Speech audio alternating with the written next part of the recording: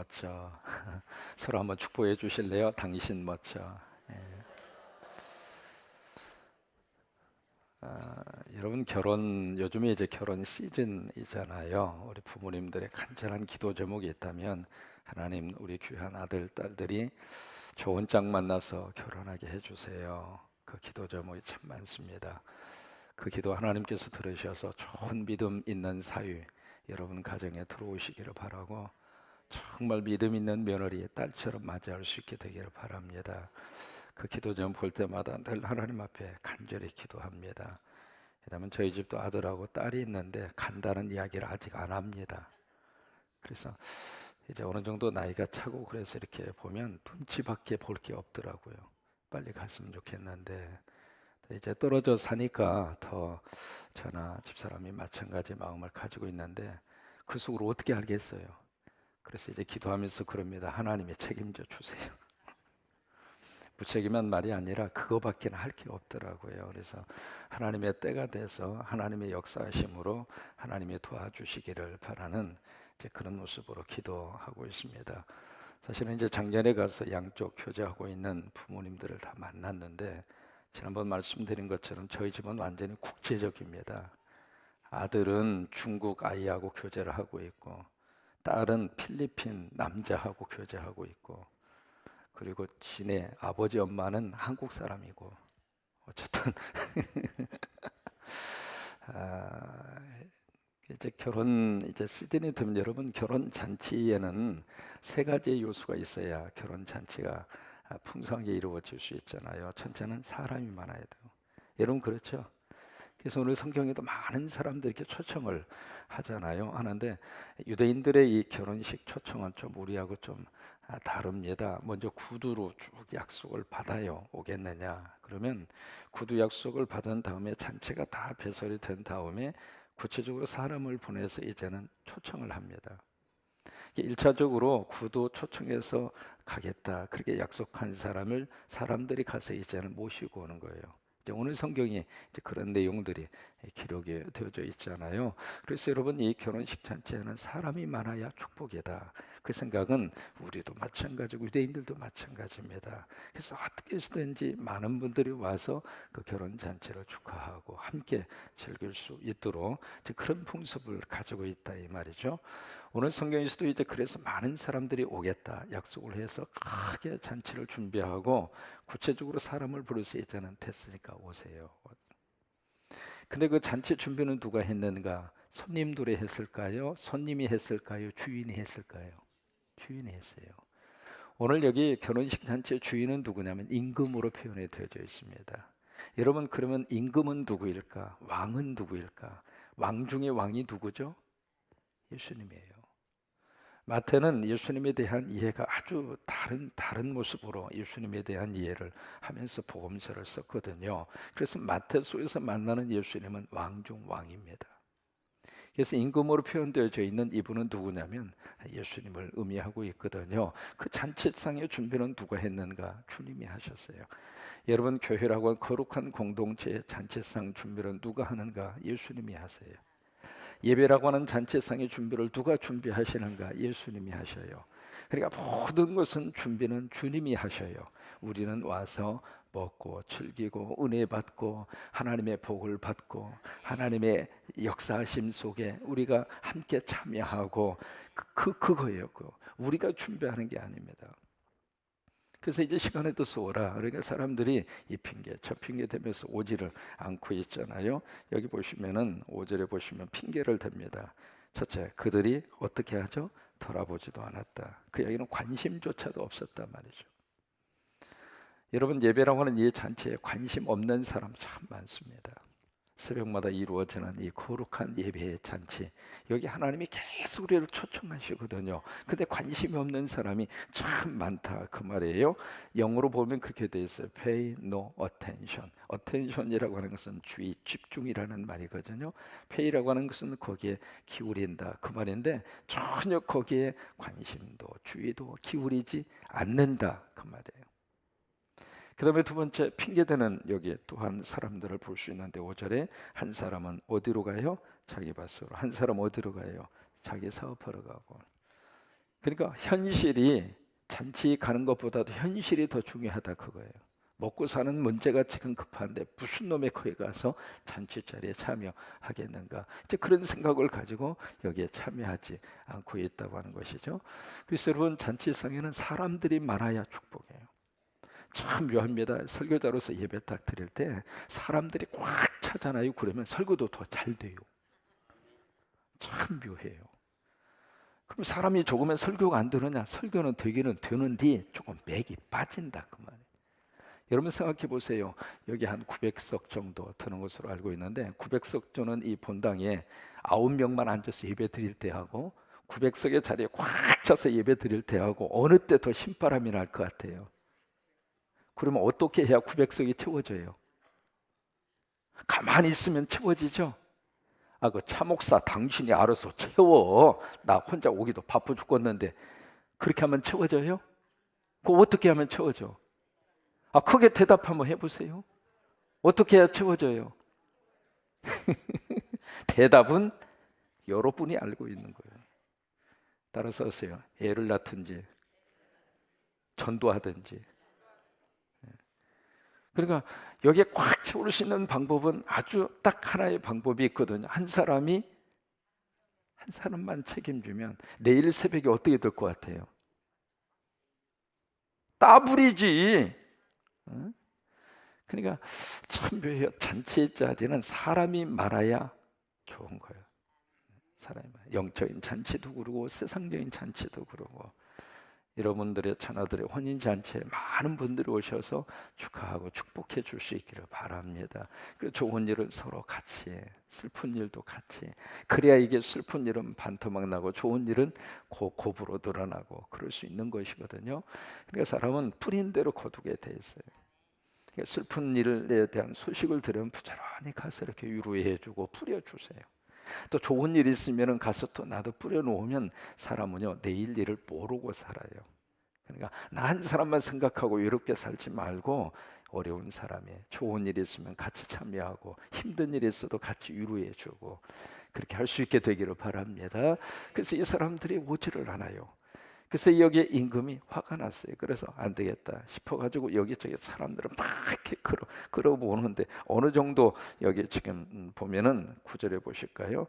어디로 사람을 보내느냐면 내거리 길로 가서 사람을 어떻게 하는 대로 기가 막힌 표현을 여기 쓰고 있습니다. 만나는 대로 청해라.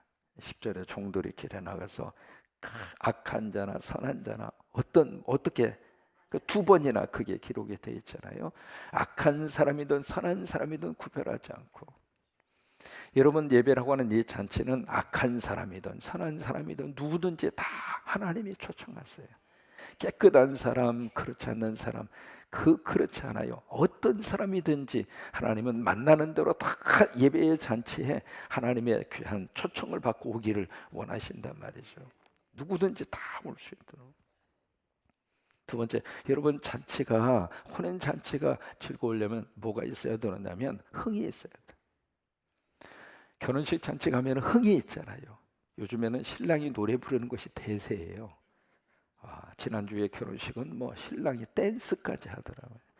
가만히 보면서 저거 연습하느라 얼마나 했었을까. 또 하나, 신랑이 노래 잘 부르는 모습 보면은 아이고 나 노래 못 부르니까 더 이상 생각 안 할란다. 그러니까 이제 흥이 있어야 된단 말이죠. 어떻게 했든지. 그래서 저는 결혼식 주례할 때 어떻게 하면 결혼식 이 분위기를 흥미로운 분위기로 만들어 갈까. 그 짧은 시간 결혼식 저기를 하는데 무슨 뭐 거룩하게 할 필요가 없잖아요. 물론 거룩성이 유지가 돼야 되겠습니다만은 그래도 결혼이라는 이것은 잔치잖아요. 잔치. 이 잔치 영어로 banquet이라고 하는 단어를 쓰지만 이 잔치라고 하는 말은 다른 말로는 페스티벌입니다. 페스티벌. 그런데 우리가 이 워십 예배라고 하는 말을 쓸 때에도 페스티벌이라고 하는 의미가 예배 속에 들어있어요.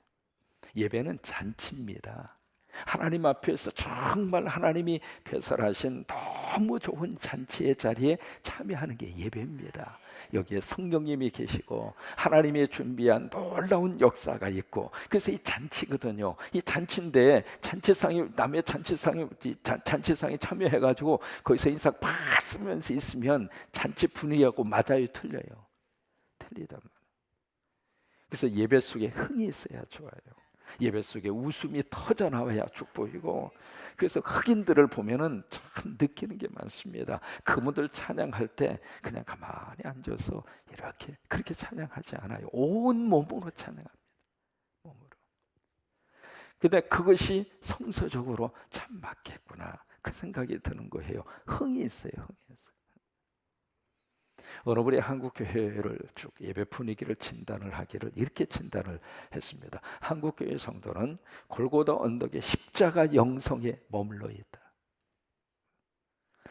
물론 십자가 영성이 필요하잖아요. 그래서 죄에 대한 탄식, 그리고 철저하게 죄에 대한 통회, 자복, 눈물, 그게 있어야 맞아요. 근데 거기서 머물러 있으면 안 되거든요. 왜? 사흘 만에 예수님이 어떻게 하셨어요? 그리고 부활에 대한 기쁨이 있어야지. 부활에 대한 은혜가 쏟아져야지. 계속 십자가 영성에만 머물러 있으니까 그냥 다 거룩해야 되고, 웃어서도 안 되고, 이 앞에서를 보면은 별 사람 다 있어. 여기까지 웃음이 터지는데 안 웃으려고 그 모습이 더 웃겨? 그러니까 이 잔치 속에는 흥이 있어야 돼. 흥이 있어서 정말 그 잔치에 들어갔다 나오면 행복해야지. 그게 잔치잖아요. 잔치. 캐톨릭에 어느 신부가 개신교를 보면서 자기 캐톨릭이 없는 것에 개신교회는 너무 자기들 부러운 것이 있다. 그것이 바로 뭐냐면 개신교 예배 속에는 흥이 있다. 캐톨릭에는 그게 없다고 하는 거예요. 그러면서 이제 그렇게 이야기하시는 것을 들었어요. 여러분, 이 잔치 속에는 흥이 있어야 좋아요. 노래가 있어야 되고, 춤이 있어야 되고, 흥이 있어야 되고. 당신 멋져? 흥이 있어야 좋은 거예요. 여러분, 우리 성방교회 예배 속에는, 모든 예배 속에 흥이 있게 되기를 바랍니다. 다윗이 하나님 앞에서 춤을 추는데 어느 정도 춤을 췄느냐? 옷이 다 내려가도 홀라당 다 벗을 정도로. 무슨 얘기예요? 그 춤에 완전히 몰입했다는 이야기 아니에요. 그 춤에 완전히 정신을 팔렸다는 이야기 아니에요. 그러면서 다윗이 나중에 그렇게 고백하잖아요. 나는 하나님 앞에서 댄싱했다. 그게 필요해요. 흥이.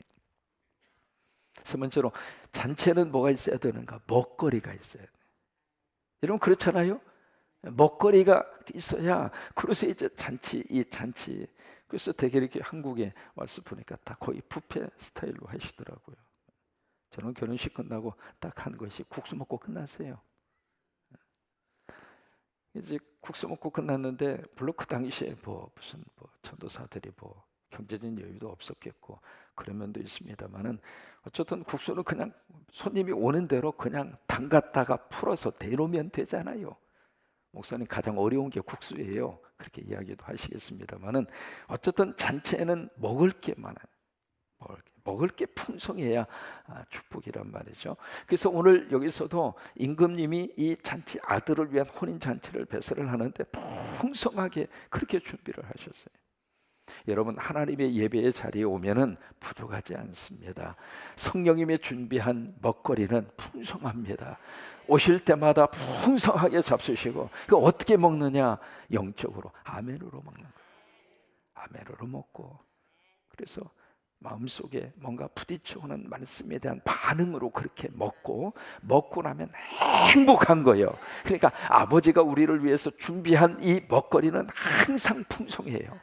그래서 그렇게 풍성하도록 그 일을 감당하는 중요한 책임자가 담임 목사가 어떻게 그 풍성한 하나님의 먹거리를 성도들 앞에 내놓느냐에 따라서 성도들이 그것을 먹고 그냥 영적으로 포동포동 살이 쪄서 기름기가 쫙쫙 흐르고, 그리고 건강하고, 그래야 바이러스가 들어와도 이어먹는 거지.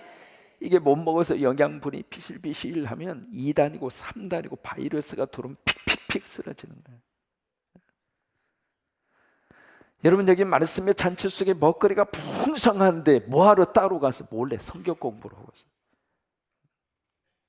여러분, 어떤 일이 있어도 그런 데 가시면 안 됩니다. 여러분, 담임 목사가 괜찮은 목사입니다.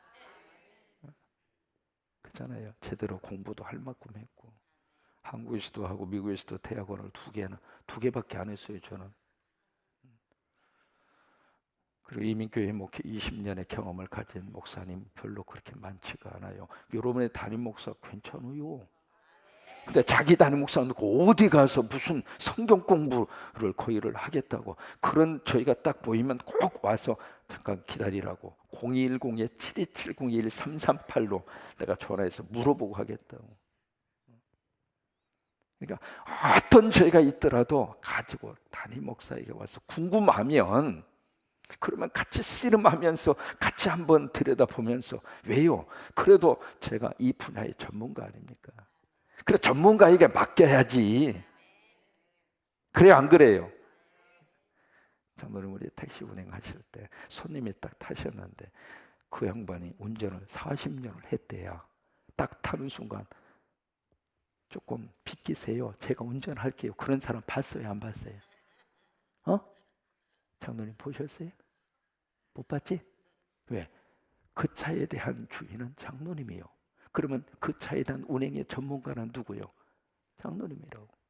그러면 이 교회 담임 목사를 하나님이 딱 세우시는 순간 그 교회 목회의 전문가는 누구요? 대답도 안 하려고 그래요. 그럼 누구에게 맡겨야 돼? 근데 왜 그냥 와가지고 저리 비키라고, 내가 운전하겠다고. 그런 사람이 여기는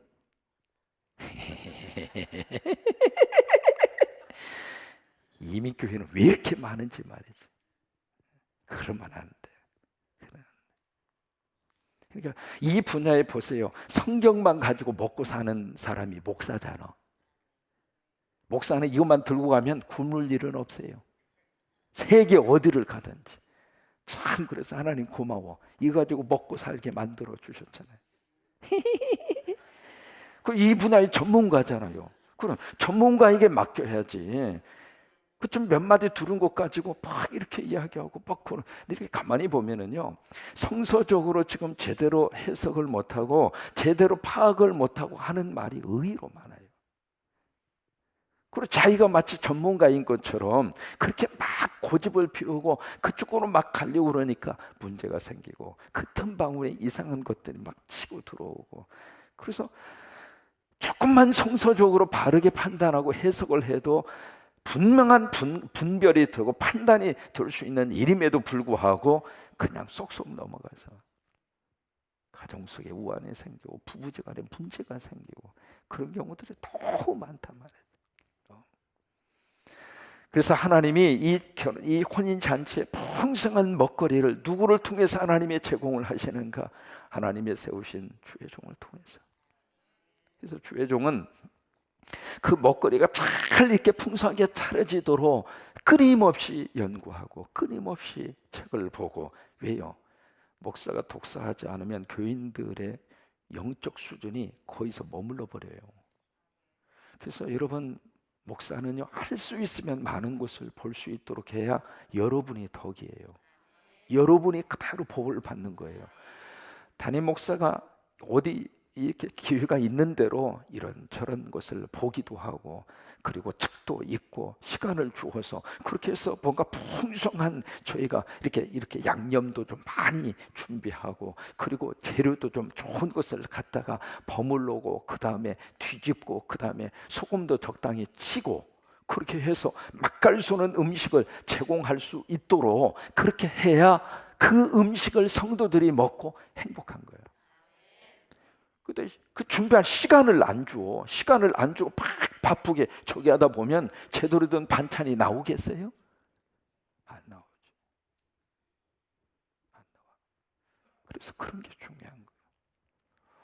되게 이제 유대, 특히 여성분들은 결혼식이 있으면 세 가지를 꼭 준비를 합니다.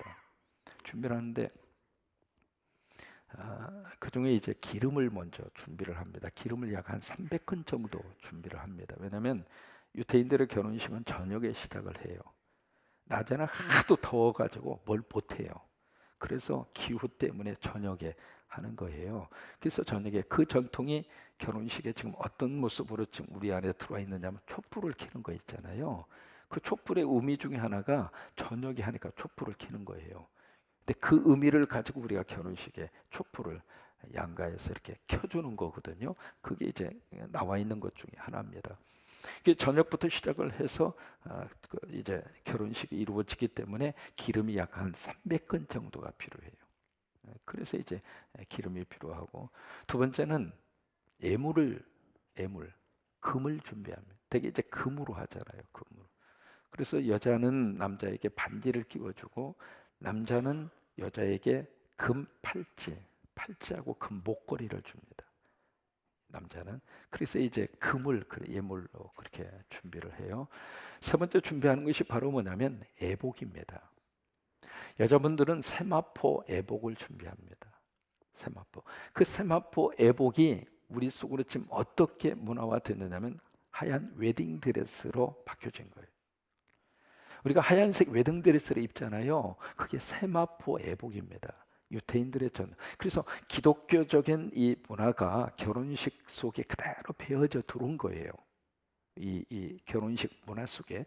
근데 이제 그걸 모르고 세상 사람들은 그냥 이렇게 하는가 보다 하고 그냥 하는 거예요. 하는데 우리 결혼식 이 모든 정의 속에 기독교적인 문화 요소가 참 많이 그렇게 들어와 있는 것이거든요. 그래서 세마포 애복을 입어요. 그 세마포 애복을 입는 이유는 내가 순결한 처녀입니다. 그 상징으로 세마포 애복을 입는 거예요. 그래서 재혼할 때는 세마포 애복을 안 입습니다. 일반적으로. 그게 이제 그 의미를 가지고 있는 것이거든요. 그 다음에 혼인 결혼식은 보통 한 일주일 하는데, 잔치가 일주일 하는데 어떤 사람은 2주 동안 해요. 그러니까 여러분 생각해 보세요. 일주일 내내 먹고 마시는 거예요. 그러니까 요한복음 2장에 포도주가 떨어질 만도 해. 하도 먹고 마시니까. 그런데 그 기간이 2주까지 연장이 된다고. 2주까지. 이제 그런 모습이 지금도 중동 지역 안에 남아있는 그런 사람들이 있습니다. 그래서 한 열흘 정도 결혼식 잔치가 계속 이루어져요. 또 하나 중요한 것이 있어요. 뭐냐면 그 결혼식에 참여하는 사람들에게 뭘 주느냐? 예복을 줍니다. 오늘 예복이 나오잖아요. 임금이 딱 와서 딱 보니까 한 사람이 예복을 안 입었어. 그래서 그 사람을 딱 해서 당신 왜 예복을 입지 않았느냐고. 그래서 쫓아내요. 밖에서 이를 갈며 슬피 울리라. 이 예복이 도대체 뭐길래 이럴까? 그 생각이 들잖아요. 그러면 이 예복은 누가 준비하는가? 주인이 준비합니다. 손님이 준비하는 거 아니에요. 주인이 준비를 해서 그 결혼식에 참여하는 분들에게 그 예복을 한 벌씩 주는 거예요. 그래서 그 예복을 입고 혼인잔치에 참여하도록. 그러면 여기서 이제 그 예복의 의미가 바로 무엇일까? 그래서 예수님이 준비하는 예복이거든요. 그 예수님이 준비하는 예복은 은혜입니다. 그러니까 잔치상에서 우리가 입어야 될 옷은 은혜. 여러분 어쨌든 교회에 오셔서 은혜 받으셔야 축복이에요. 괜히 여기 와서 뚜껑 열고 열받지 말고. 아버지 집에 와서는 은혜 받아야 축복이거든. 그게 예복을 입는 거예요. 또 하나, 아버지가 준비하시는 예복이 무엇일까? 구원입니다. 그러니까 이것은 사람이 만든 예복이 아니라 하나님이 준비해 놓으신 예복이고, 그것을 우리들이 입는 거예요. 그걸 예복. 매 시간마다 하나님 앞에서 정말로 축복된 혼인잔치처럼 아버지가 준비한 이 멋진 예배의 거룩한 잔치에서 그 은혜들을 항상 받고 누리는 저와 여러분이 될 수 있게 되기를 주의 이름으로 축원합니다. 신랑은 누구예요? 예수님. 신부는 누구예요? 여러분들이 다 신부야죠. 지난주 말씀드렸죠. 결혼 딱 하는 순간 남편이 있다고요. 남편은 내 편이에요. 영원히 나의 아내의 여당이 되어주는 사람이 남편이라고 그랬잖아요. 그런데 그렇게 남편 되어준 사람도 내 곁에 영원히 있지 않습니다. 언젠가는 떠납니다. 정말 영원한 나의 남편은 예수님이에요. 남자에게도 남편은 예수님이고 저에게도 영원한 남편은 예수님이에요. 그러니까 영원한 남편 예수님 붙들어야 세상 남편 떠난 다음에도 우리가 위로받고 살 수 있어요. 만약에 그 영원한 남편이 없으면은 세상 남편 보내고 나면은 못 사는 거예요. 그렇잖아요. 앞서거래 뒤서거래 언제 갈지 모르잖아요. 보내놓고 나서 정말 견디기 힘든 어려운 그 시기를 지날 수밖에 없는데, 그 순간에 우리가 어떻게 위로받고 살아갈 수 있을까? 영원한 남편 예수님 계셔야 그 남편, 그 사랑받고 그 남편을 통해서 위로를 받고 거기서 다시 힘을 얻고, 왜? 살아있는 사람은 살아야지. 그렇잖아요. 언제나 계속 떠나간 사람만 그리워하고 아이고 되고 그러고 영원히 살 수는 없잖아요. 슬픔을 빨리 극복하고 일어서야 되는데 어떻게 그것을 극복하고 일어설 수 있을까? 영원한 남편 예수님, 신랑 예수님, 그 은혜가 넘치기를 주의 이름으로 축원합니다.